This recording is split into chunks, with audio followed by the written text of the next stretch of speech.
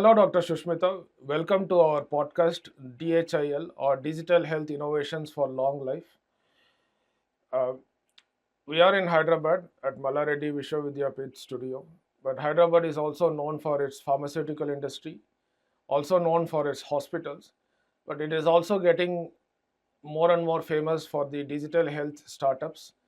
And there are also a lot of incubators in Hyderabad. And if you are one of the startup entrepreneurs or if you are one of the accelerators, I think the only word that you will keep hearing about is T Hub. Dr. Shushmita represents Research and Innovation Circle of Hyderabad, which is physically located at the T Hub Foundation building here in Hyderabad. We will talk to her about medical technologies, digital health, but first we'll understand about her life course and how she has come to the rich environment. So, starting off with welcoming her, welcome Dr. Shushmita. When and where were you born, if I can ask? Thank you, Dr. Suresh, for the kind introduction. And yes, I'm excited to be here today and talk about digital health, of course, and also share a little bit of my journey. I was born in Nagarkoil, Kanyakumari. So, for most of you who know the Indian geography, from the southernmost tip of India. So, its other name is called Cape Comorin. Though I was born there, I never lived there. I moved quite a bit. My dad worked in Singareni Collieries Company Limited, SCCL, which was back then in the United Andhra Pradesh. Now it is concentrated in Telangana, and his was a transferable job. So I kept moving quite a bit in the United AP and now part of Telangana. So that's where my life started. Well, it's great to know, and maybe I have to welcome again as a fellow Tamil. That's always the case. Yes. Although born but not stayed in Tamil Nadu, which also kind of resonates with me, I guess. Where did you do your schooling, Dr. Shushmita? So schooling was interestingly in very small, not even towns, I would say villages in Telangana, now Telangana basically. So I did my first school in Manuguru. I was part of the school called Atomic Energy Central School. So Atomic Energy Central School was within Ashwapuram heavy water plant, and they all come under Department of Atomic Energy. Singareni Collieries was always in a vicinity where their coal would be supplied to. So Atomic Energy Department had their heavy water plant which would buy their coal for building heavy water. So they would allow the Singareni students to come in and have education in their central school. So that's how I went to AECS. And then my dad got transferred to Ramagundam, which is in the district of Karimnagar, and there I went to KV Kendriya Vidyalaya. So moved back to Manuguru. So there was a lot of shuffling between KV and AECS. So entirely those two schools were where my initial education till 10th happened. Well, thanks a lot, Dr. Shushmita. Although it's a very interesting conversation, maybe some other time on why coal is required in a nuclear reactor, we'll know a little bit more about Dr. Shushmita. Where did you go to college? So college, between school and college, I did 2 years at Chennai, and that's where I did the higher secondary education in Chennai, 11th and 12th. And that was an interesting journey for me because till school you study math, science, social, everything. And in 11th and 12th is when you have to make a choice whether you take up math stream or you take up science stream, like any other South Indian. But I was confused. I didn't know whether which one to choose because my favorite was social all the time. So my parents said, don't make a choice now, just do MBIPC, which was not popular or which was not a usual course in Telangana or AP at that time. So I had to go to Chennai to do my MBIPC, Maths with Biology, Physics and Chemistry. So post that, I did give entrance exam for both engineering side and medical side. Again, because I didn't know what to choose, whether to do engineering or whether to do medicine. because again my heart was always into social, but now that in the last 2 years I left social, I had to choose between engineering and medicine.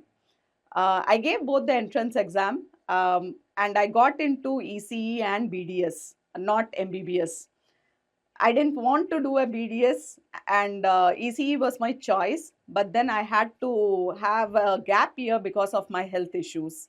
So moved back to Andhra, and I was looking for options in Andhra.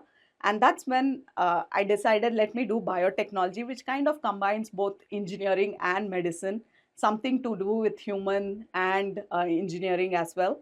And I joined Geetham Vizag at that time in BTech and Biotech, and it was affiliated to Andhra University. So I found myself doing the perfect course because biotech has both human element to it and the technological element to it. And that was one of my best moments because those 4 years really encouraged me that I can still combine both together and do something. Well, it's kind of great to hear a lot of what you are telling because it more or less resonates with maybe the pathway that I also went through. But can we put a year to this in perspective? Which year were you able to join the bachelor's? So 2004 to 2008 is when I did my BTech in biotech. And when we came out in 2008, if you know, it was a year of recession. So a lot of things changed at that point of time as well. So when I finished, or when I was in my third year, the options which most of my friends chose was whether to go abroad by writing GRE, or to do higher studies in India by applying to GATE. So my choice was that I don't want to go abroad at this phase of life. So I decided to write GATE. So in my third year, the preparation for it was also very interesting. I would mark my book saying, I'll come back to this next year in the final year. But it just so happened, third year when I wrote, I got All India 30th rank. And that made things different in the final year. Even though I applied for campus placements, I did get placed in a IT company, but the choice was that I want to do higher education. So 2008 was again a turning point because year of recession, those who got campus placed were not given an offer. I did get an offer, I was rejecting it. So that was the year, I would say, was an interesting year too. Well, so in 2004 you joined bachelor's and then you completed it in 2008, and a year before you took GATE and you are like All India 30th rank. Okay. Uh, then what happened? Then I always have two choices in my life. So as I said, I didn't join the IT company. I decided to do my higher education. So went to, okay, that year all the IITs, IIT Kanpur, IIT Kharagpur, and IIT Madras had their interview on more or less same date or a day consequent dates. So you had to make a choice even before you went which IIT to study. Most of the students got distributed, and I chose Kharagpur because that was closer to Andhra Pradesh rather than Kanpur or Madras. I didn't choose because it was MS by research, which is not time bound. It could take 2 years or 3 years. And I was looking for something which can be still technological, would have a technology component in it. So MTech was what I was looking at.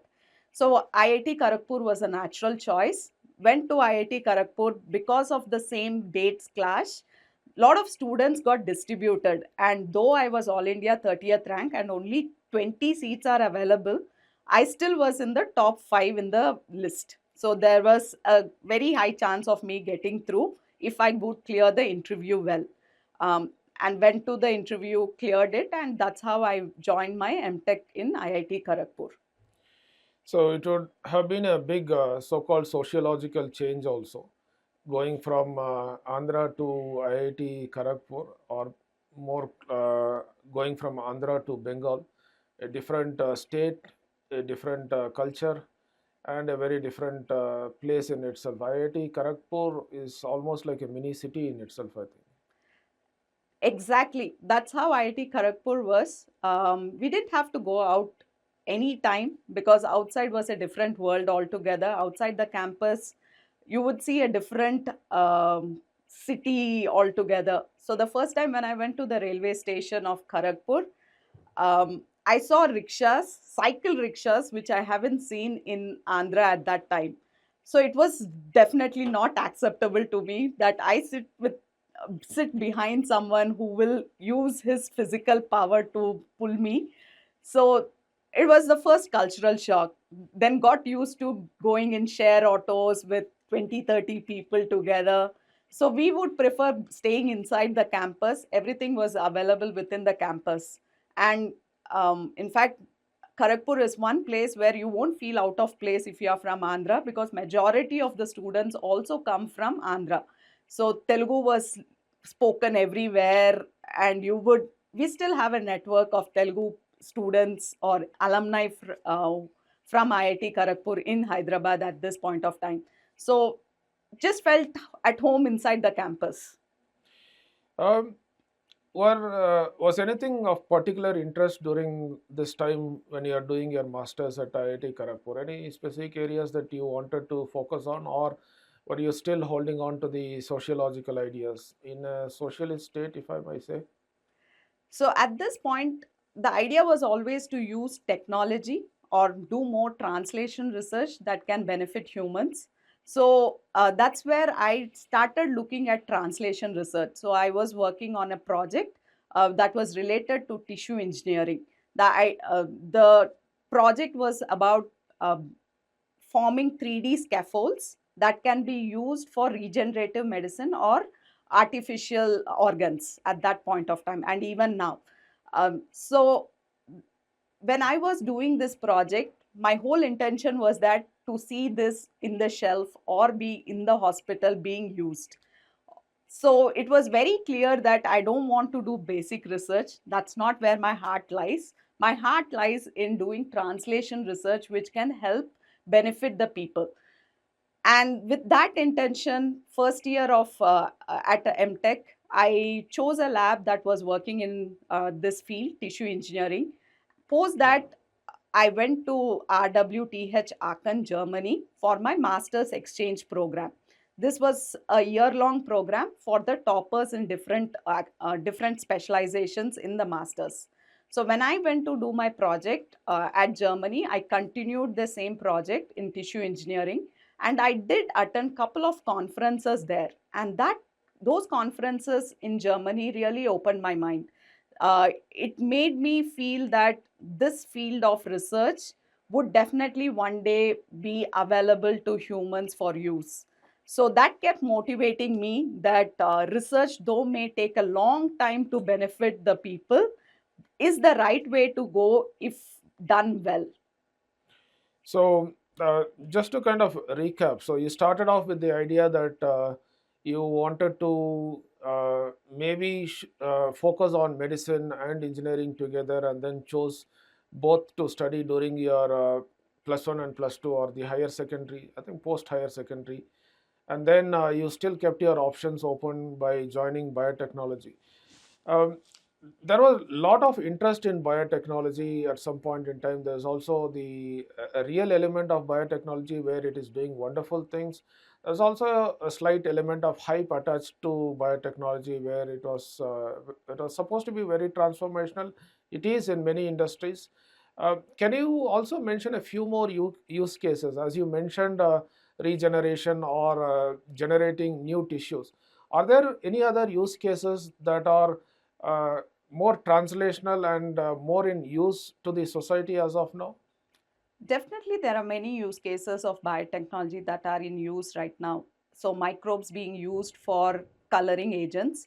So, we do have one startup at Rich funded, which is doing exactly the same thing. They are generating different colored dyes from microbes. And this is an excellent use of microbes because colors are usually chemical, synthetic, and they are not eco friendly.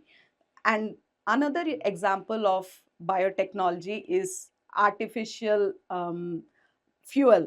So bioethanol, biohydrogen generated using microbial processes or enzymatic processes is another way to make it self-sustaining and eco-friendly to the environment. Several examples like this, though these are still growing, but they do have a potential to be a viable solution. I believe Biocon is also one of the India's largest biotechnology Yeah. companies, also globally famous, and I believe they also use enzymes to make a lot of pharmaceutical products. I think so. I think biotechnology has a role to play in pharmaceuticals also. Yeah, I must add on to that. Definitely, in pharmaceutical industry, biotechnology has a huge role to play. Several of the drugs, biosimilars, are all thanks to the biological processes as well. So yes, definitely that is a great example. And more, I believe we are looking at biodegradable materials, which also is a focus area for biotechnology, I think. Yes, bioremediation, that's what we call it as, like plastics being degraded by microbes or any other form of enzymatic processes. That's one way in which sustainable solutions can be developed. Then there are also other bioremediation processes like air pollution control processes, water pollution control processes. And yes, these are all biotechnological solutions. Yeah. Um, so you have traveled from IIT Kharagpur to Germany. Have you traveled to other places? Any interest in travel or any other interest in other hobbies, food, for example? Oh, I love traveling. In fact, that is something which kept me going whenever there was a downtime in research, which usually happens. So, research again is a experimentation. So, you will have your failures and successes. So, traveling was something which I really enjoyed during these times. I have traveled 25 plus countries, both while staying in Germany and in Singapore, and exhausted one passport. So travel is my relief. Any country you would like to visit again, or any food you think is really good that you like? I love to visit Italy, Venice again. That's one of my dream places because I've not seen a city built on water before. So that was something which was beautiful. Food in terms, I like sushi, though none of the other family members like it. So I would like to eat myself my, sushi again for myself. I believe there is also a Venice of the East, Yeah, Alepe, I guess. Maybe you could give it a yeah, try Kerala. instead of the Hmm. real Venice. Definitely. Yeah. Do you by any way know swimming? No, I don't. Okay, okay. I think maybe that could also be something you might consider learning before you go to a city that's built on water. I get. I'm not really a fan of water actually. I feel a bit afraid. I love water. Okay. Well, great. So you like sushi? Yes. Okay. I find it difficult. Again, I prefer my food that is cooked. I used to stay in Japan for a while, and previously I used to say that I would eat any food, but now I insist on it being cooked at least. Well, it's great to know about your passion and your hobbies also. But coming back to the purpose of this interview or the discussion, we are starting India's first school of digital health at Mallareddy Vishwavidyapit. And digital health or digitization as a process is gaining ground everywhere. And healthcare is maybe an area where I wouldn't call it as lagging, but it's actually taking its own time because it's a very sensitive area, regulatorily restricted, and slowly it's taking its baby steps in healthcare also. In your opinion, and with your wide understanding of technology, healthcare, sociology, and also engineering uh, and biotechnology, what do you kind of visualize as digital health? I mean, not in a very specific area, but in a very grand, visualistic way. What do you think as digital health? So, based on my education and my couple of years of experience at Rich, for me, digital health is something that can seamlessly help me understand my own life. W- for most, health is your life because health is nothing but you existing and you living. as an individual on this planet Earth. So for me, digital health is something which can enable me to understand myself in a better way, whether it is information provided by a healthcare provider, or even when I'm healthy, what is it that's happening in my life? How am I react? How are my biomarkers reacting? How is it things are fluctuating in my body? Because there is a course of life that we live.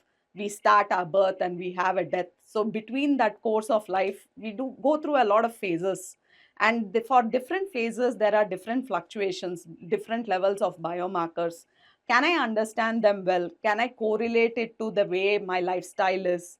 These are some of the aspects, as an individual, I would believe digital health should enable, for which purpose I feel the others, the stakeholders in the ecosystem, like diagnostic centers or pharma companies or hospitals, should give the data to. um, I cannot, as a standalone person, be able to infer a lot of data. So that has to be crunched and given to me in some form that I can understand. But the data coming from various other sources.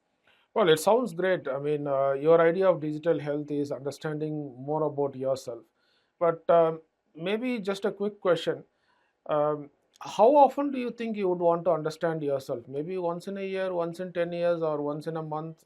How often do you think you would want to understand yourself? That's a great question, because I do not want to be bogged down by understanding myself all the time. But periodically, when I know there are some imbalances happening, that I would love to know myself. So maybe once in, it again depends on my phases of life. When I was young, probably I didn't have need it. But now, when I'm going through certain phases of life, I feel periodically 6 months, a year, that would be helpful for me to understand myself. Okay, great. I mean, we'll just hold on to that 6 months or a year time frame. We'll come back to that, but we'll have to go back to your time in Germany and know what happened afterwards, more as tracing your career. So, what happened after Germany? So after Germany, natural idea, now I'm inclined towards translation research. So I thought, let me go do my PhD. So I applied to National University of Singapore, and I got a PhD offer from Germany where I did my master's. By that time, I was not happy with the weather in Germany. I come from a very hot place. Andhra, and specifically Singreni, is the hottest of Yeah. all regions. So if I don't sweat, I feel I'm sick. So Germany was, I mean, it was cold. 6 months of winter, snowfall, once in lifetime is enough. I didn't feel like going back and staying there for 4 years or longer if needed. So I thought I would look for a tropical country and an English speaking country. So Singapore was the best option. It was closer to to India as well, and the education was equally high quality. So when I joined National University of Singapore in the Department of Bioengineering, later which got renamed to Biomedical Engineering, I was still continuing the same topic, which was tissue engineering, working with biomaterials. Only difference was I was looking at collagen mimetic peptides instead of silk, which I started in my master's.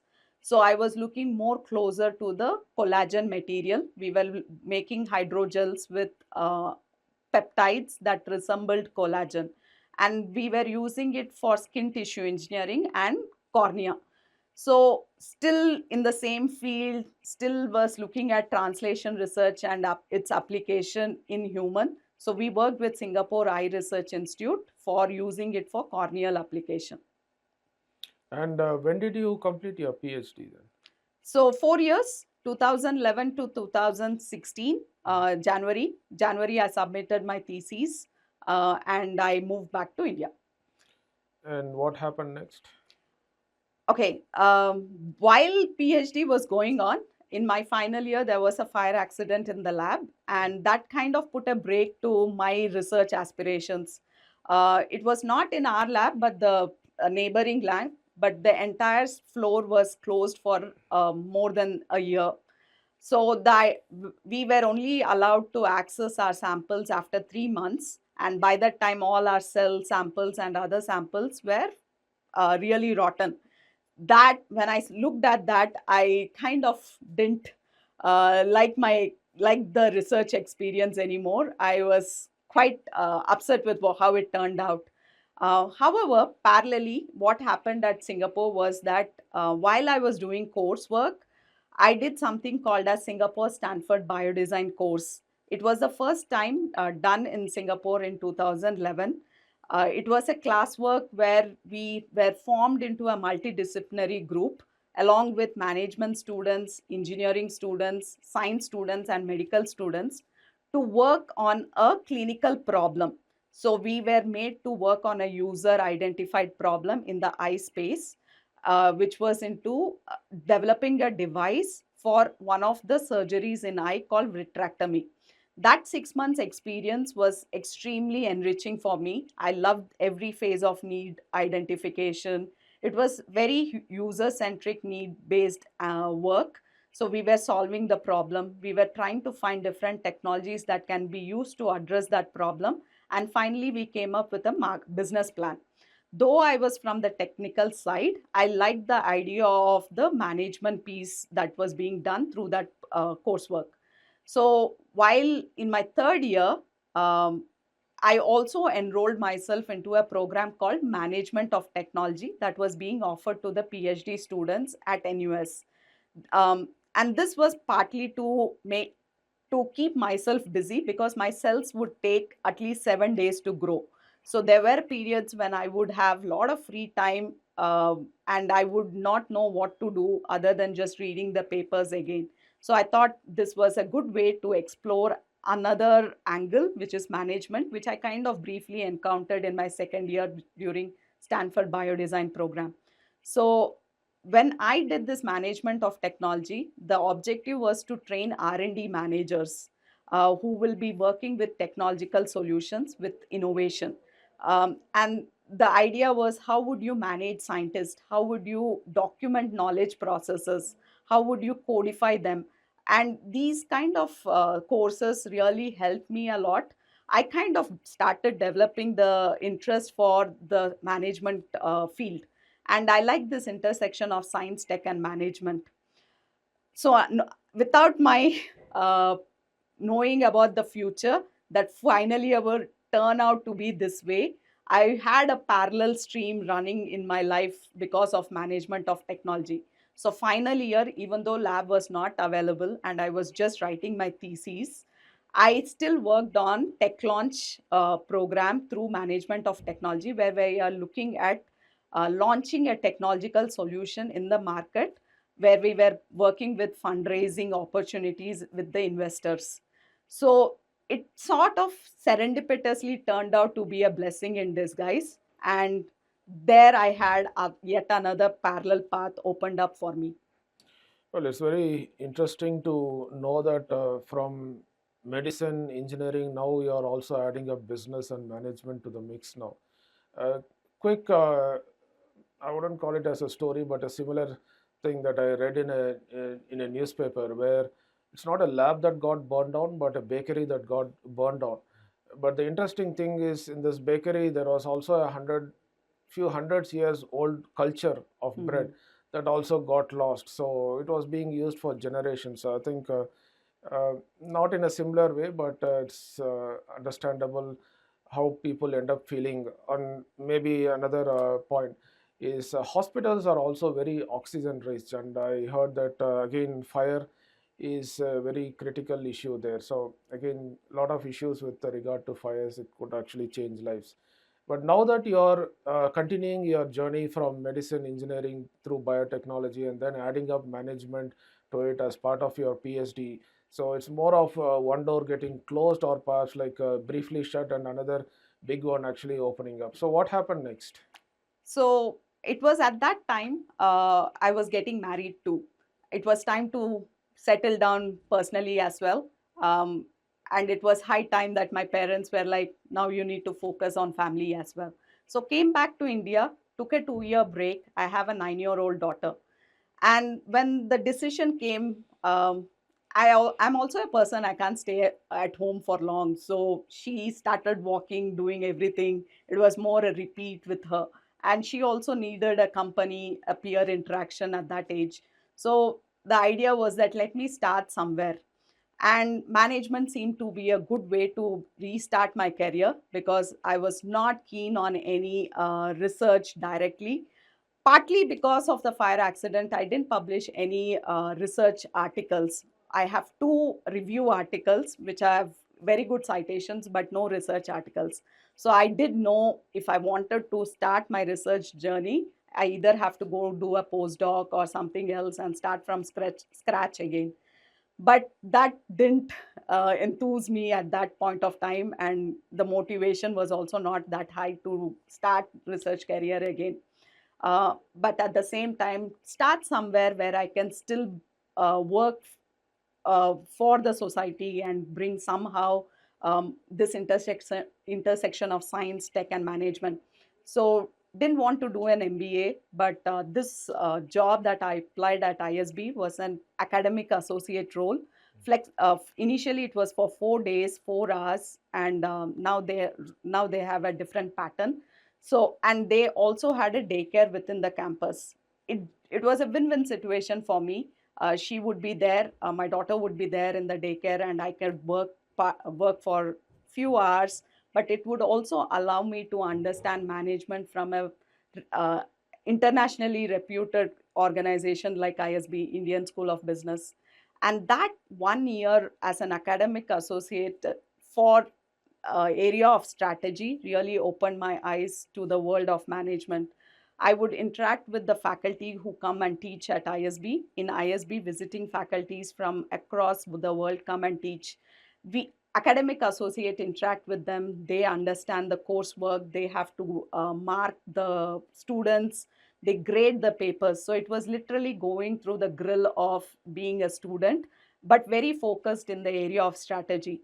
Post that, after a year, one of the faculties liked my work and I moved to their Center for Innovation and Entrepreneurship.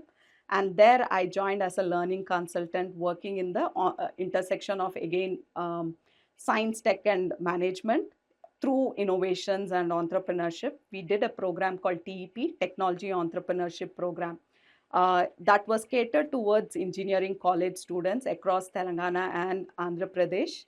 And we were running these hackathons, business plan programs for a period of 1 year. At that point, we had around 450 plus students to whom we were reaching out. So, being a learning consultant to that age group of students, trying to inculcate that entrepreneurial and intrapreneurial mindset was extremely interesting. We worked in 4 themes: health tech, agri tech, education, technology, and smart cities. So all the 4 themes was extremely engaging with social impact and everything. That journey led to another program called Tricor, which was catered towards scheduled tribe entrepreneurs. It was part of the Chief Minister's program, and we were working with the Tribal Welfare Department at that time. That was again very engaging, socially relevant cause. We were teaching entrepreneurship to 100 scheduled tribe student participants who came after a PG or a postgraduate degrees. So it was very enriching experience, and that's where my deep hands-on experience with setting up business, preparing DPRs, detailed project reports, right from the experts of ISB came. So it was quite a fulfilling journey. And then COVID hit, 2 years of break, and being in an educational institution, and that too with allied programs, I had a opportunity to stay at home and do virtual courses to the students. So learned the technology piece, how online virtual programs can be run. We literally handled Tricor third batch virtually. We trained the participants how to use Zoom to do interviews virtually for 200 plus participants and then select them. So setting up those processes was extremely challenging and yet interesting. So by that time, I from learning consultant, I moved to a program managerial role. Then 5 years, which supposed to be a stopgap arrangement, till my daughter became big enough to go to school. But it ended up being 5 years at ISB. So, yeah.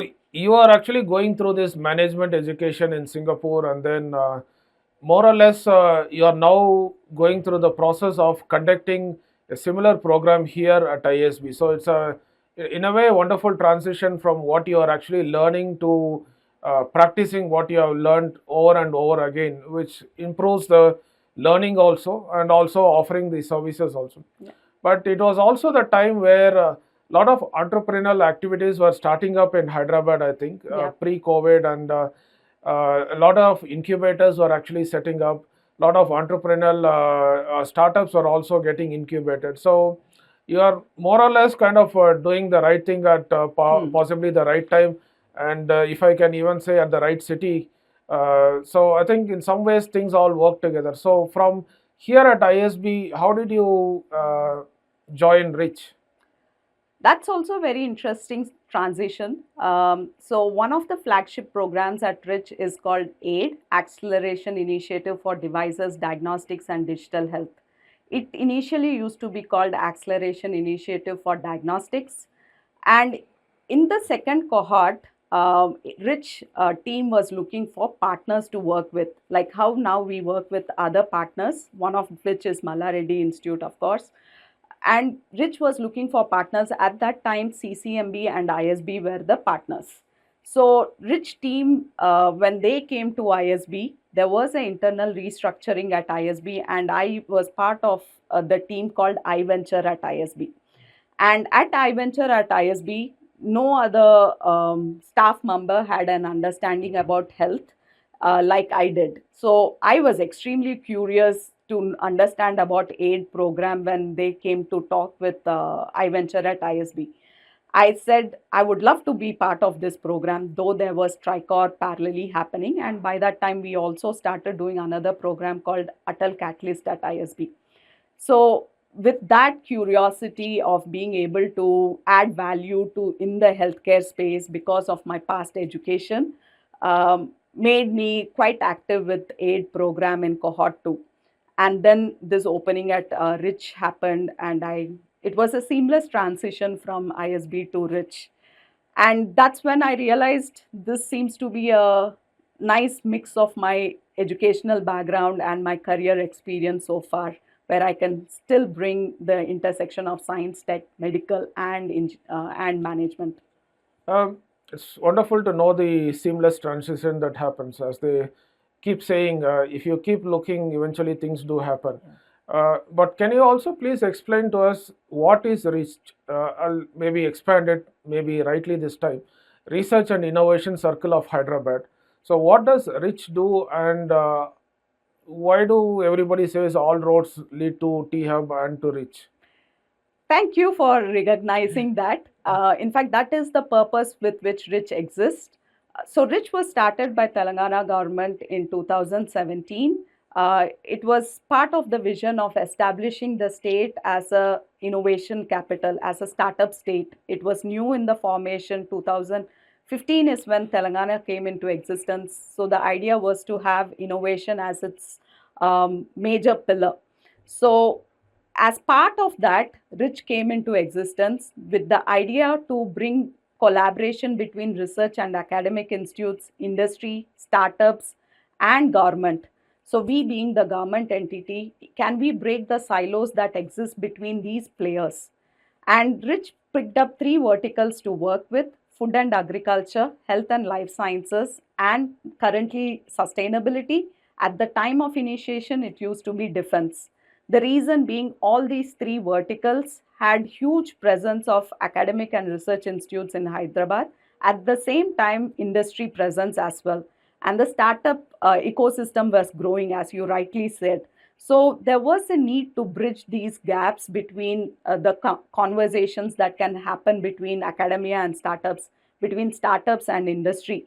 So Rich came to break those silos. We were called as the innovation ecosystem enabler. Post that, into 2020, Rich became the nodal agency for the Hyderabad Science and Technology Cluster under Office of PSA, Principal Scientific Advisor to PMO's office. So from last 5 years, we are the Hyderabad Science and Technology Cluster working with the same mandate. We will leverage the ecosystem. We will figure out and solve the regional problems for the state that we are living on or the region that we are living in. Because under Office of PSA, there are 8 science and technology clusters spread across different parts of India. The mandate is that can we solve these multi-complex regional problems using the uh, ecosystem that's available in the region. So yes, that's why all roads lead to rich. Well, it's great to hear that Rich is doing such fantastic work. But going back to the healthcare side of it, what do you think are the challenges in healthcare? I'm sure there are plenty, but if you can just look at maybe two or three top challenges in healthcare, then we'll go to the second part of the question, which is how digital health and maybe the startups that you are working with. You have been working with several startups, I believe, in the last 5 years, and even further or even more at ISB. So, what are the challenges healthcare actually faces? So I am one classic example of having a broken healthcare in my childhood. We lived in places where access was very difficult. Um, Even for a simple cold, cough, or fever, we had to travel quite a bit to get proper treatment. I still remember the gap in my education between my 12th standard and engineering. It was not because I didn't do my studies well. It was just because of health condition. I was not treated at the right time. It was not diagnosed at the right time. So after my education in Chennai, I moved back to a place called Goleti in Adilabad district. And it's a place which has only 70 houses literally.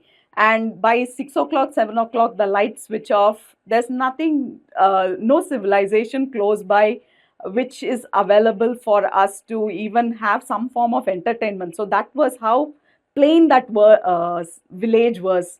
And in that, finding a good healthcare practice was extremely difficult. So we had one PHC close by. And for any other health conditions, we had to travel 60 kilometers. And the healthcare practice is very subjective in India. So the physician who is in that PHC would take the call. He There was no proper diagnostic facility around. So by time my condition was identified, it was 15 plus days or almost close to a month. I dropped 10 kgs in a span of that period.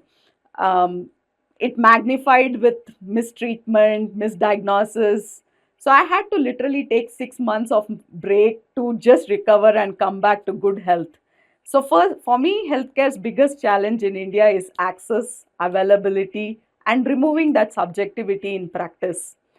And that's where I look forward to novel, innovative medtech solutions and digital health. So, this was in Adilabad, and even when you mentioned you have to travel 60 kilometers, I'm assuming that 60 kilometers only gets you basic primary health care, Yeah. not necessarily tertiary care or, as you mentioned, good diagnostic facilities. So, if you want to get all those things, then it's another 200 Yeah. kilometer, uh, not a easy drive to Hyderabad at that time. Yeah. So these are some of the challenges that healthcare actually faces. And how do you think digital health or the startup companies that you have interacted with, or maybe solving these technologies, do you still think that if you go back to the same village that you are there in Adilabad, things are much better now? Yeah, that's a great question because I have not been back there, but I would love to explore how it is right now. But I would also say that things are still very fragmented. It hasn't dramatically improved, but there is growth. There is patches of changes happening. For instance, COVID gave us access to telemedicine.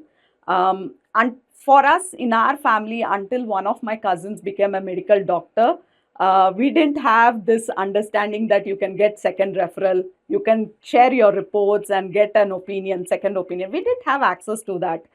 So telemedicine in some forms during COVID time gave this ability for people who don't have access nearby to really reach out and get that uh, understanding, get that access. So it's definitely is necessary, and it is moving towards in that direction. And that I see is the wave that is happening in the healthcare ecosystem right now, the digital transformation that's happening across the country. Yes, that is needed because private segment is growing equally. However, the preventive part of the health falls predominantly in the public healthcare space. And at this space, you need a systems level change. It can't be a standalone single piece change. It has to be intentional, coordinated systems level change, which takes time, but I think we are moving in that direction. I'll maybe go back to that village as a reference point. Maybe after this discussion, you'll feel the traveling itch to go there again.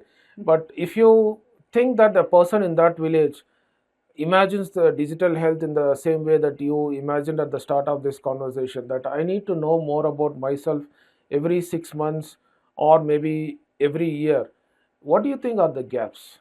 I'm sure that there are a lot of gaps, especially for a person there.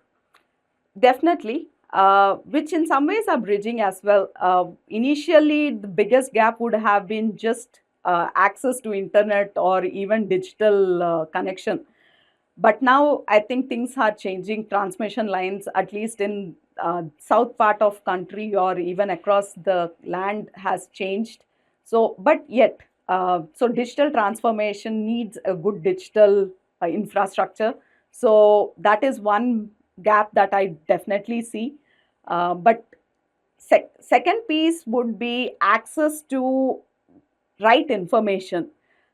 We are in a generation where there is information overload. Figuring out which information is right, which is authentic, needs to be verified and sent to the right person. Otherwise, the person at the end is equally very confused, and instead of doing good, we might be doing harm, because every person has their own voice. So, having a way to deliver the right verified information, not an information overload, is predominantly required in this digital world. So that is really required in healthcare space, because any small change could make a huge difference at times of criticality. So it has to be delivered, the right information at the right time. In your experience of working with a lot of startups, maybe can you just put a number on how many startups you would have interfaced with, just for the sake of record? But also, can you maybe highlight two or three solutions, maybe not the startups, but the solutions, which could potentially make the right difference to these people in these villages? So I have interacted with at least, like proper mentoring, not just one time interaction, would be at least 150 plus startups. Okay. But we keep hearing a lot of idea stage startups and innovators also. So I'm not going into those numbers. And the kind of startups that we work, unfortunately, right now focus predominantly in the private healthcare space. They are developing technologies which can be adopted in the private healthcare space. But when it comes to public healthcare space, we do see a lot of challenges in terms of just adoption of the technologies. So we do have a startup which works in NCD screening.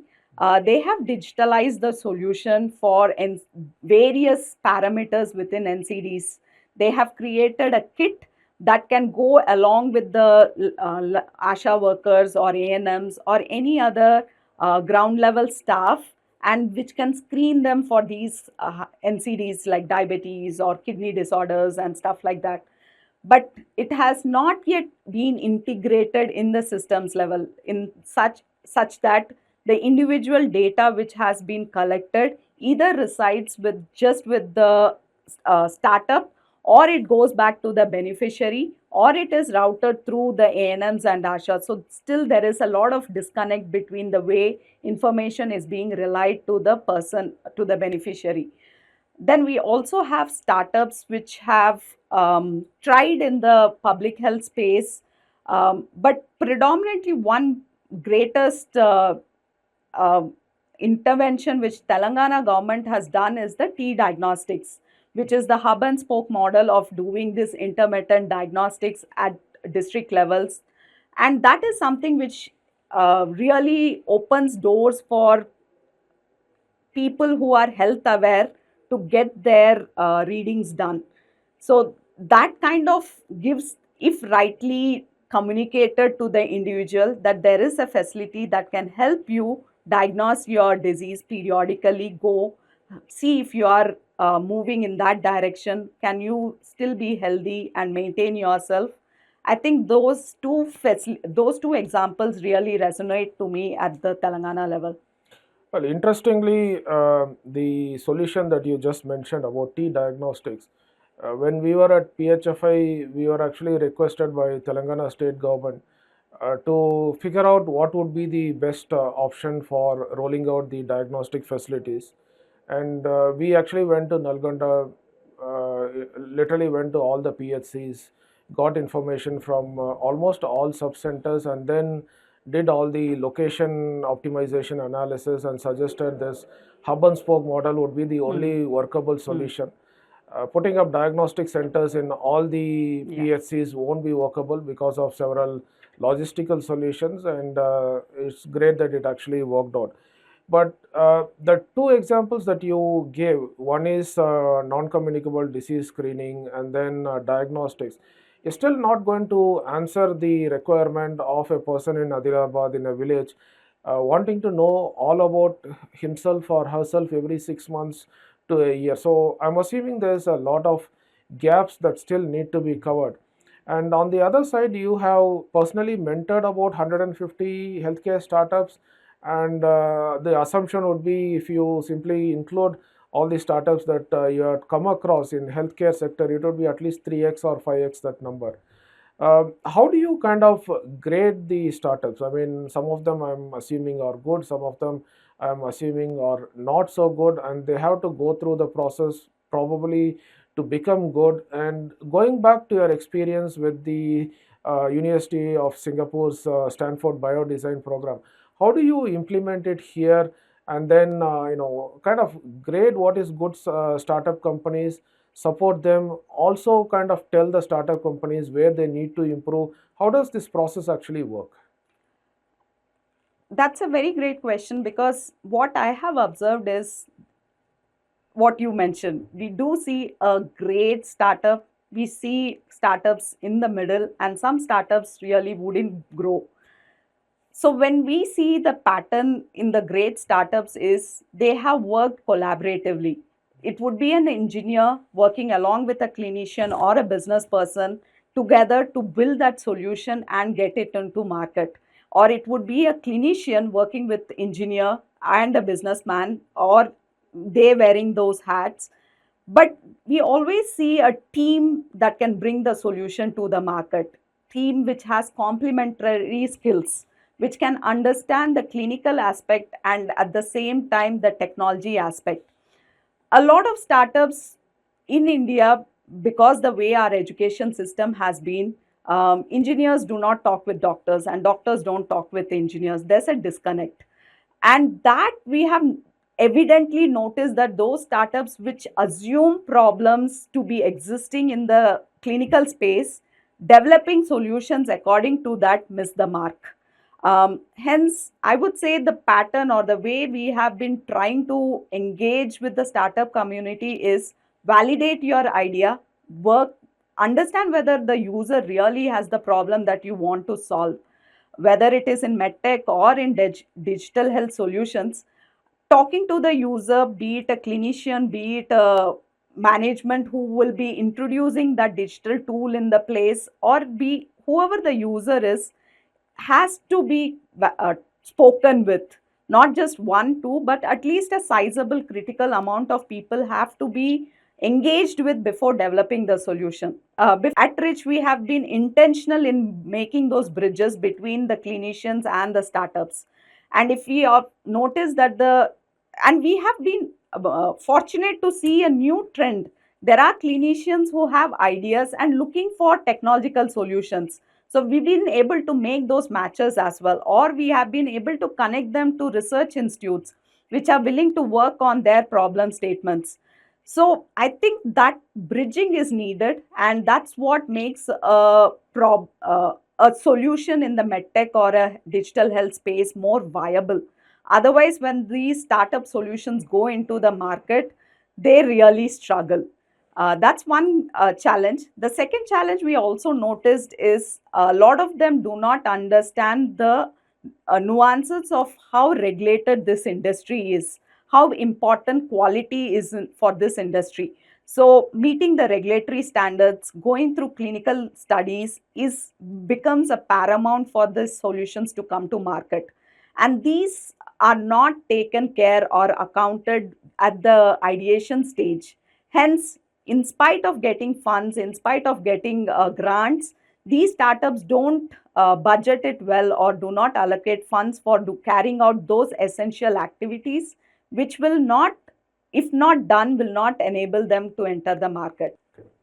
Bringing people together is where Rich truly excels, bringing engineers with the doctors and connecting vice versa. But I still think there is a little bit long way to go, because when we see this collaborations, it's usually on PowerPoints and papers. Uh, I think I would kind of expect equity sharing. Recently, I was listening to a speech by Vinod Khosla, and he said, like, you should believe that there is actually a collaboration only if there is a collaborator with a 15% or a minimum equity. And I still haven't seen something of that kind of a collaboration in our country. So there is still a great way to go. But I think the Rich is the perfect platform where we could possibly slowly start influencing the funders also. As you mentioned, a lot of these startups are reasonably well funded. I think maybe some kind of a incentive, or maybe some kind of a slight gentle push from the funders would actually make this happen a little bit more. You also mentioned about the regulatory process, which again is a challenge in healthcare. But before going there, uh, you mentioned a little bit about the Rich as a cluster approach. Now, Rich has created this wonderful cluster of different institutions, which broadly contributes to this progress. How does this initiative even start up, and how did you visualize this as the best way to take healthcare or health tech forward? I would say this vision was set by the Director General, the ex-Director General of Rich, Mr. Rajit Rangnekar.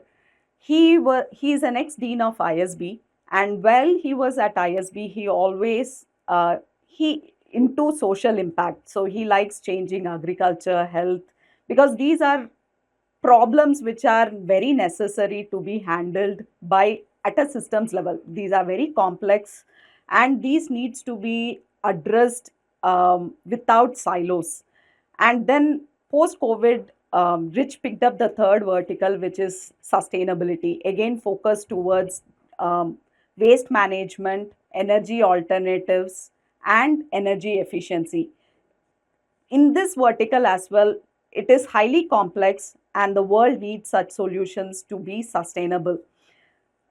So that vision definitely came from him. And he always believed that if you write down the database of the academic institutes, research institutes, industries present in it, Hyderabad, they'll definitely fall into the first two brackets, which is health and life sciences and food and agriculture, which essentially turned out to be that. And most often, these institutes do not talk, hence, innovation was not happening. So, his idea was to connect research and innovation to look at the entire TRL 1 to TRL 9 segment solely for the purpose of benefiting and making an impact in the social space with a research driven approach, with scientific evidence, with database data driven approach, not some empirical arbitrary anecdotal evidence, but with real data to back it up with. It did start with his vision, and things like this take time. It has taken a long time for us to really drill down the message that these things have to bring people together. These are not one man's journey. It has to be something multi stakeholders should come together and solve. There are many problems within health which needs multi-stakeholder approach. One is One Health, of course, which is intersection of human, plant, animal, and environment. There is no way this can be solved by a single institution or a single industry or government alone. It has to have brains of all people coming together. And that's exactly where Rich is positioned. We look at food and agri, health and life sciences, and sustainability, which is into environment piece. Well, thank you for explaining the cluster approach. Um, to kind of come out with a new idea, as you mentioned, there are a lot of people who needs to kind of work along with. For example, like let's say I want to build a new medical device, a small wearable that maybe measures some kind of a vital signs or some kind of a biomarker. Who are all the kind of stakeholders you think should be involved with? That's the first part of the question. The second part of the question is Hyderabad is a great ecosystem, Mm. but comparatively, I'm sure it's not the Silicon Valley. So, how good are we in making this idea to a product or an idea to a service, and where we need to improve ourselves? So, two parts of the question: how many stakeholders would be involved, and how can we improve ourselves, and in which area should we actually improve? That's developing a product at large, and it's quite complex. So let me start. So initially, when you have an idea and you want to test it out or you want to make a product, you need product designers, product mechanical engineers, electrical engineers, electronics, depending on what components go into it. So you need to have access to those raw materials as well. And then for building it, you need fabrication or prototyping facilities. So you need those partners as well. Once a product is developed, you need to do a kind of rudimentary testing or co-development. If it's a clinical product or if it is a user product, you need to assess it along with a subject matter expert. In this case, could be a clinician. You need to make sure it works for the purpose it is built, and that process is very iterative, because very first product or prototype would not do the purpose it is built for. You need to go about fine tuning it, refining it, and until a stage where you can say, okay, this is my beta version or a version which can be used for testing. Then you test it, validate it, and then post that you need regulatory approval. So you need to bring in regulatory expertise. Before that, to safeguard your intellectual property, you need IP experts, because these are products of high value. And if you do not protect it, duplication has can be easily done. Hence, you need to safeguard yourself. You need to make sure you build your own moats and barriers of entry. So, IP is one way to do that. And then you have your own assembly line and manufacturing post that, and regulatory clinical validation. Above all, any product doesn't get sold if there is no business sense to it. So you need to have someone who has an understanding how to price it, how who is the procuring, who is the person to whom he has to sell, how does the procurement process work, who are the middlemen till my last user. And that understanding is very important right from the beginning, because healthcare also has something called insurance based pricing or reimbursement in US. So you need to understand that, because different locations have different ways of pricing it. And that also makes it important that which market are you looking at. You need to have an understanding of market intelligence. And regulatory intelligence also depends on that. So you need to have understanding of that early on in your journey. So these are few stakeholders. Apart from that, um, yeah, registration of the product, regulators. Yeah, I think predominantly this is how a broad picture would like look like. Though I have said it in less than maybe 3 minutes or even less than that, this entire process can take sometimes 10, 15 years. So you need a person who can raise funds for this. You need someone who is very good at articulating the story that you are trying to build. to different stakeholders, whether for grant communities or whether for angel networks or VC networks. So you need to have that fundraiser in the team as well. Well, thank you, Dr. Shushmita, for mentioning all the different variety of stakeholders that are actually required, even if it is a small medical device or a big medical device for that matter. How much of this work can be done in Hyderabad with the ecosystem that we have? Most of them, in fact, maybe we do not have all the required raw materials. That could be first drawback. But we do have expertise in terms of fabrication, in terms of putting it together, assembling it, manufacturing it here, or developing the prototype to first begin with. Then we do have good regulatory authorities out here handholding, and Rich, in fact, does support for startups every alternate month where they can ask their queries to the regulator himself.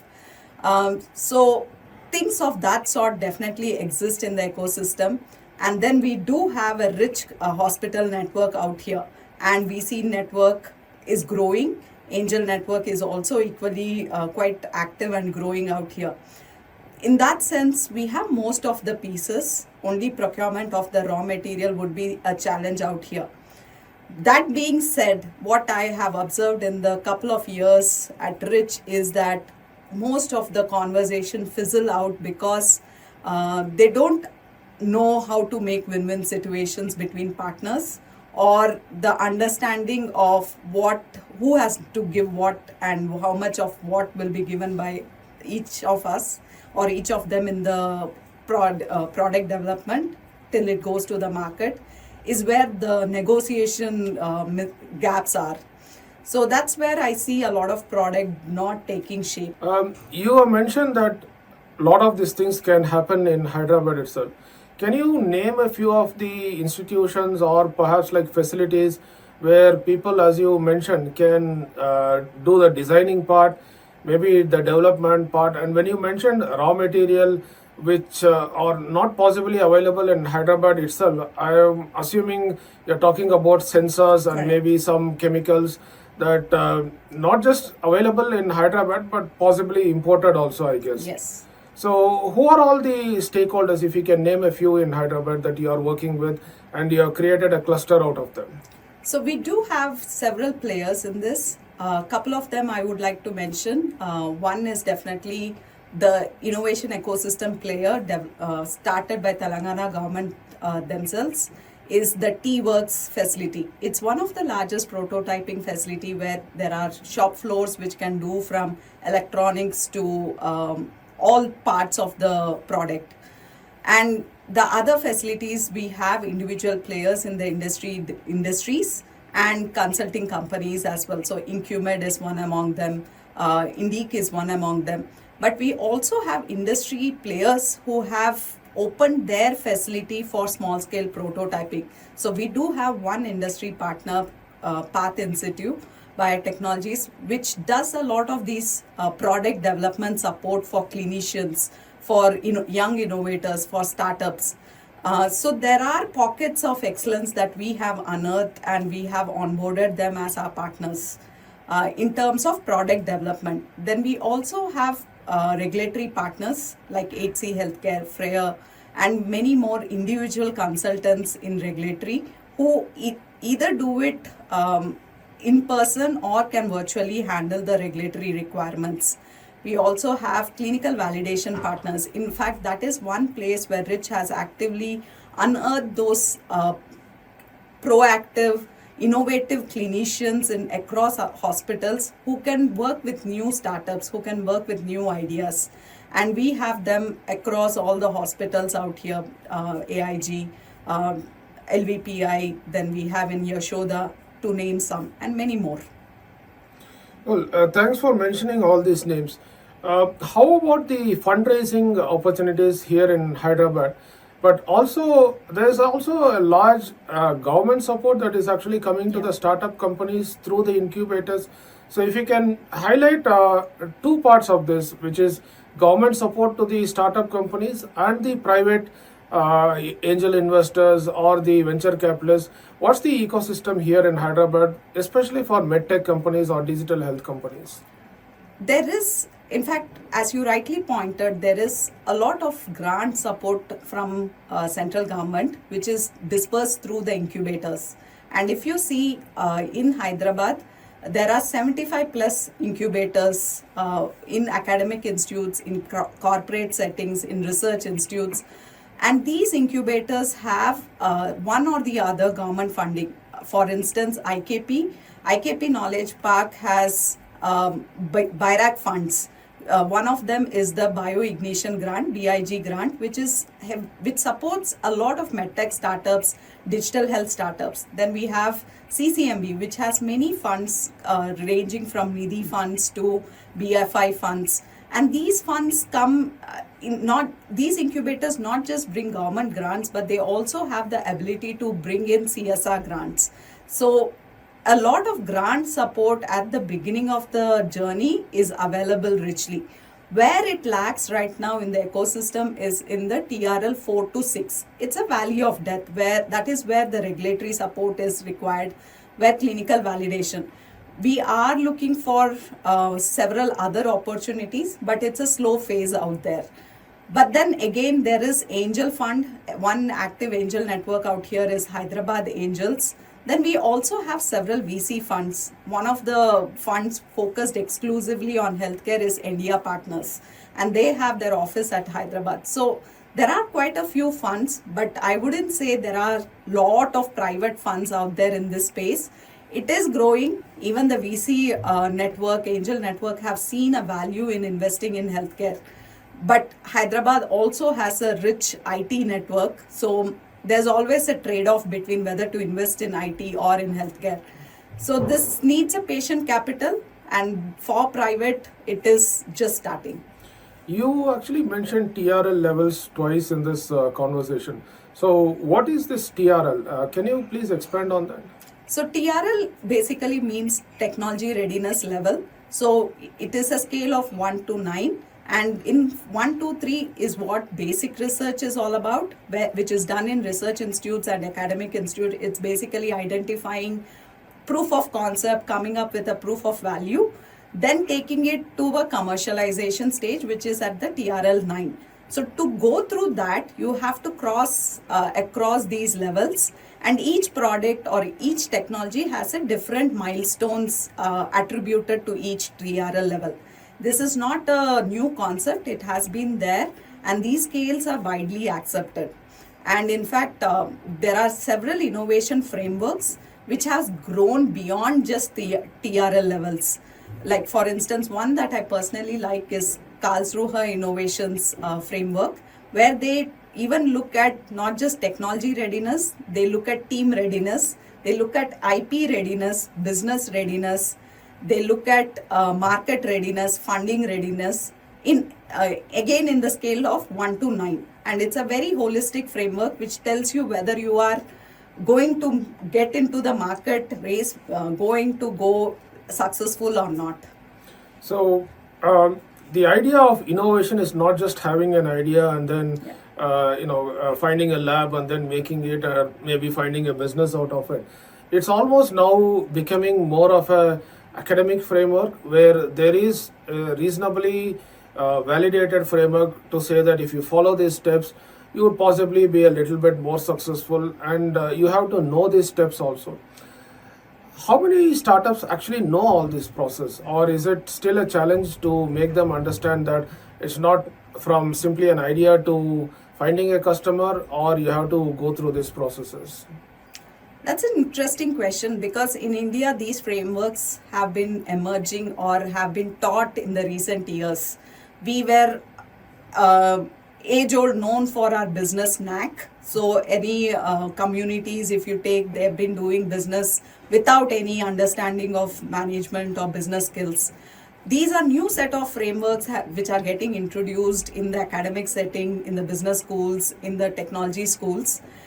This kind of helps the people who do not have that understanding. They have this hunch or curiosity to develop something, but they don't know the process.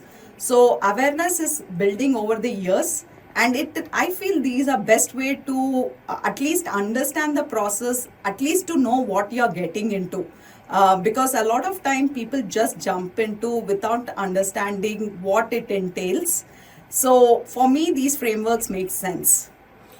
Um, Going to the reason why we are actually doing this podcast, which is Malareddy Vishwavidyapith starting India's first school of digital health, and tracing your journey where you always had two options, which is healthcare technology, medicine technology, and then bringing bio technology, and then adding management to it, knowing more about startups, and now mentoring startups. There's actually a lot that you have learned, you have experienced, and now you are also mentoring several startups. In the School of Digital Health, if you want to focus on creating new ideas, maybe improving the patient, again going back to the person in a village in Adilabad, if you'd want to maybe make their lives better, make them understand their lives better every 6 months or maybe a year. What are the things that need to be taught to the students of digital health, where in addition to the essentials of healthcare, in addition to the essentials of technology, what are all the skills that students need to learn these days? I think right now the world is getting complex by day. For a student who is going to learn digital health and is looking to work in India, firstly, definitely understanding of the healthcare ecosystem in India. We have a very different private and public healthcare ecosystem. We have tertiary care and then primary, secondary care. There's a divide between all this. So, firstly, understanding this landscape, it is not as simple as it looks that when I am sick, I go to a doctor. There are several layers to it. So, that understanding definitely has to start for a person who wants to do something in the digital health ecosystem. And then understanding what in digital health, whether in the private setting or in the public healthcare setting, what can they offer? Can they offer technological solution skills, or can they offer change skills? For instance, right now in digital transformation in healthcare, change management is key, whether in public healthcare system or in private. People with the mindset to adapt to new changes, people in the mindset who can drive these changes in the setting is key. So you need to have an understanding of management, soft skills. How do you drive this change is as well equally important. So one is being digitally aware, whether technology, the other one is management. How do you deploy this? How do you operationalize it? So there is both hard and soft skills being played out there. And definitely, if you're curious on developing some new innovations, the process of innovation is something that they have to develop. So for me, digital health is no longer a siloed approach, but you need to bring in all the aspects of technology management and, of course, innovation and the mindset of growth and change. I think if there is some 10 plus 2 student who maybe like you was thinking about engineering and medicine and management, I think digital health could be a great choice, along with maybe biotechnology also, but maybe digital health would be a better choice then. It is definitely a generalistic course, but at the same time, they also need to know how to work with individual experts, how to work with specialists, because sometimes that soft skill is equally important to drive a change and digital transformation in healthcare. You mentioned that you are working or you are mentoring about 150 health tech startups, and also by extrapolation have known about maybe 500 startups. How many of them are successful? The usual on paper ratio that everybody keeps talking about is 90%, 95% of the startups are not successful. I wouldn't say they failed, but they're just not successful, or maybe even up to the expectation of the hype that they sometimes themselves believe in. So what happens to these startups then? That's something which even I'm trying to understand, because a lot of them don't like saying they failed or they are not moving, so they keep lingering in that valley of death for a long time. They look for options, where how can they use the word pivot and move to different other ways. But that being said, closure of startups is always a difficult endpoint. In that sense, we don't have a though I know there are companies which are doing a systematic way of closing a company and making it a closure, we still do not have systems in place properly for accounting that number. That's why most often we see number of startups increase, but then how many of them are really successful or really operating is not clearly understood. But I would, by my experience in the last 3.5 years in the healthcare space, I would say little less than 10% in the healthcare, not even 10% or yeah, in the market yet. But then that being said, this journey itself is usually long. So I cannot say that this startup will not move. It could be just a pause or a roadblock and it will move later on. Well, the reason why I asked this question is in some ways, if only 10% or even less of the startups are successful, it really does not mean that 90% of the startups were not successful, because they actually have generated tons of valuable information. They would have generated a lot of IP. They would have also gone through this reasonably rigorous structure. In fact, I would call it even more rigorous than even an academic examination, because here your own life is at stake, or rather, the life of the startup is at stake. The reason why I asked this question is there a possibility of creating an academic program out of this, where people can show this experience, maybe take some classes, tick some boxes, and also graduate with a master's degree or some kind of an executive program? Because even if they are not successful in the startup, at least in my opinion, this would kind of not show it up as a gap in their CV, and this could be a very valuable experience if they are able to document this and maybe create some kind of a value out of it. How do you think we can maybe make this idea as a framework, or do you think this idea has any potential? It definitely has, because this is one question which I used to debate during my research time as well. We conduct, say, 10 experiments, of which 3 would have to be successful, but 7 would have failed. And then how do you document, because you have varied some parameter that has failed, but that doesn't get captured. And usually PhD journey is also one man's journey. Nobody else has taken this path. So you won't know able to compare it with someone else. So a lot of time there are gaps in the knowledge, and people end up repeating the same thing just because there was no documentation of this. I would love the idea of having a documentation of ideas started and which didn't work out for so and so reasons. If that can be really captured well crisply, it is a repository worth learning, worth reading. In fact, I think there was a website called Fallery.com which was trying to capture startups which have failed over years or what made them fail. And CB Insights also does this post-mortem analysis of a lot of failed startups to understand what didn't. But again, these are all very overarching points which they open up. But if we can do it nuanced, in a nuanced manner for each solution, I think it's a rich repository of knowledge of what not to be done. I think this, loud thinking here could also be a potential area for the School of Digital Health to focus on, because if we can create these 150 case studies, and even if 10% of them were successful, there's still a huge and a wonderful repository of 150 experiences, which is what most of the very successful or the top business school actually use as teaching material, as case studies. So I think this is one area we can maybe collaborate in the near future and see how to come out with a template or a framework, because I think that makes life easier for a lot of people, and maybe the results can be achieved a little bit faster. If we can create a framework for documenting at what stage these companies are in, what are their ideas, and how did they actually proceed, maybe quarterly or maybe half yearly, and then reach a point where we could say that, this is the journey that they have actually taken. And even if it is an abrupt ending, as most of the startups might actually have, it's still a valuable experience or a journey that can be potentially documented. So I think this is one area that we can collaborate in the near future. Definitely. Are there any kind of startups or ideas that you would want to highlight as wonderfully successful ideas?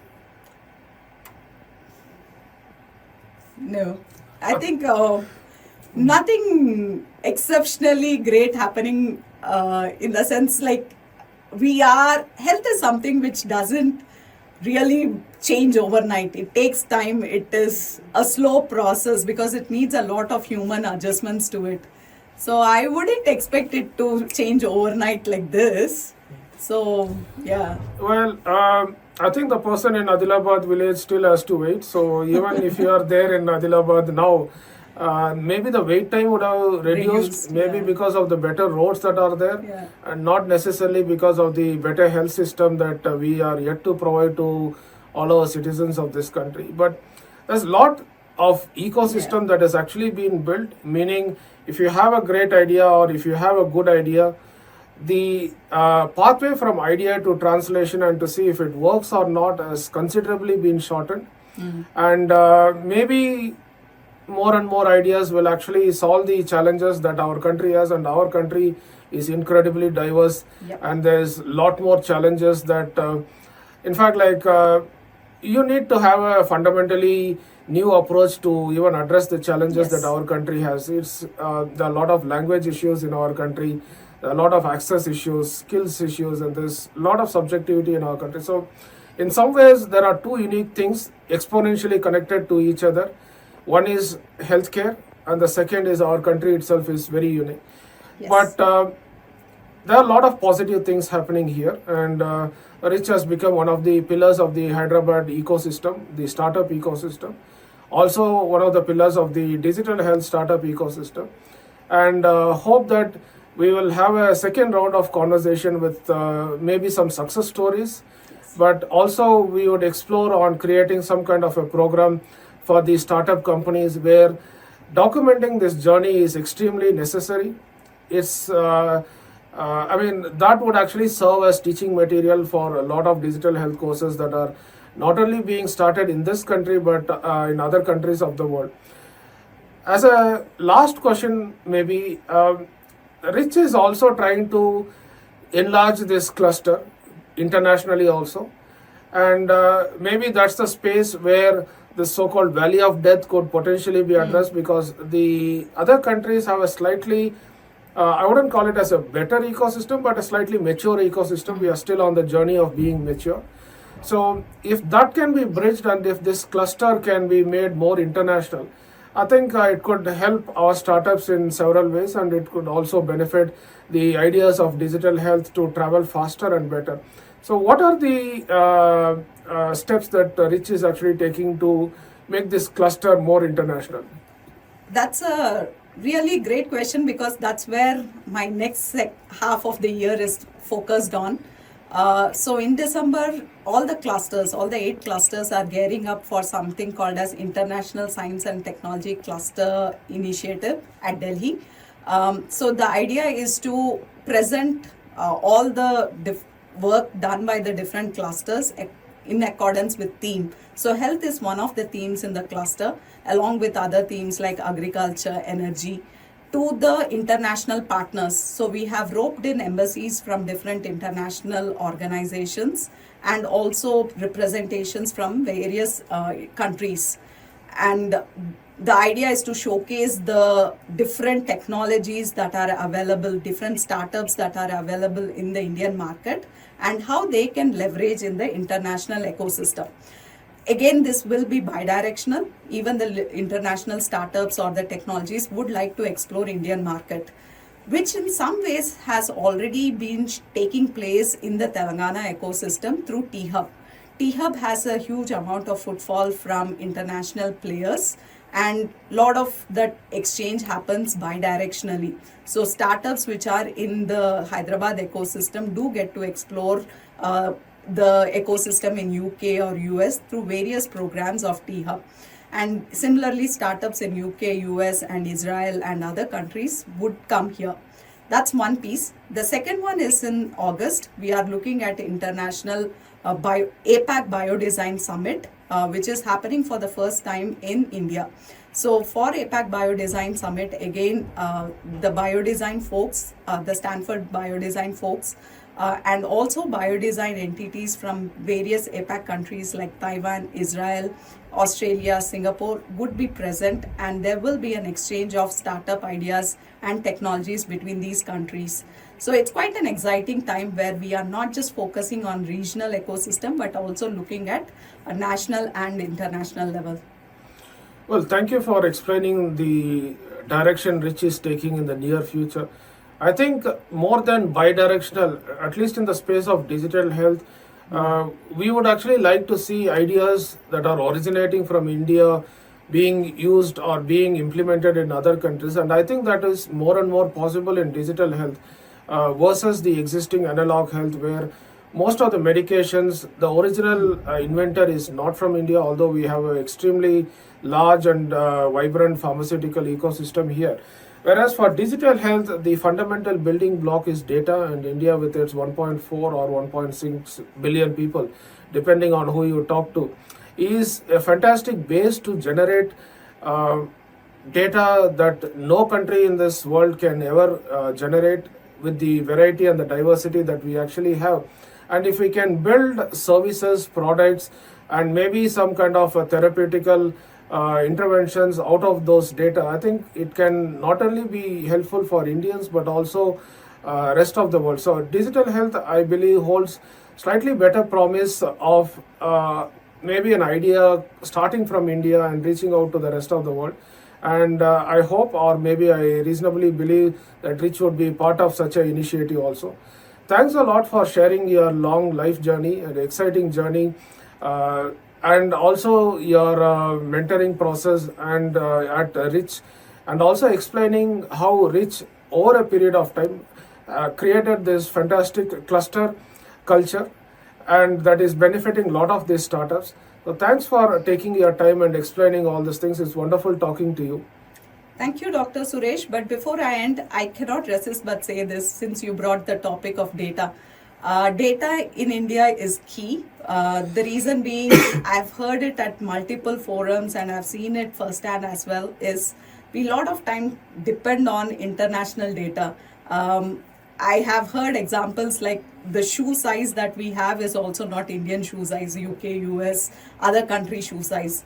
But that's okay for shoe, but then for health, we need our normative values. We need values which represent Indian population. So definitely digital health is the right way to start collecting the data to make those empirical evidences for Indian population.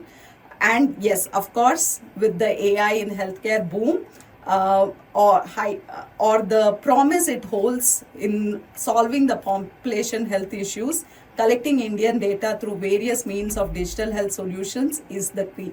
So I'm wishing you great success in developing the course curriculum for the students and making sure that there is skilled manpower to make the change that's needed for the digital health space in India. All the best. Well, thanks a lot for expanding on the data. Data for healthcare is $1 trillion opportunity. Yes. And hope that Mallareddy School of Vishwavidyapeth is starting up this new school at the right time for the right opportunity, and with the right support from people like you.